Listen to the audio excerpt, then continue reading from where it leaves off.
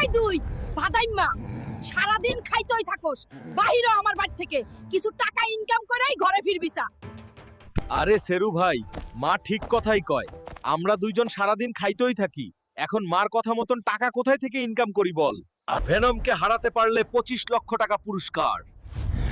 চল সেরু, দেখিয়ে দেই জিতে। আমরা দেখতে পারবো হাল্ক আর ভেনমের ফাইট। হাল্ক কি পারবে ভেনমকে হারিয়ে 25 লক্ষ টাকা জিতে নিতে? ভেনম, আজ তোকে হারিয়ে 25 লক্ষ টাকা জিতে নিয়ে যাব। Venom, venom.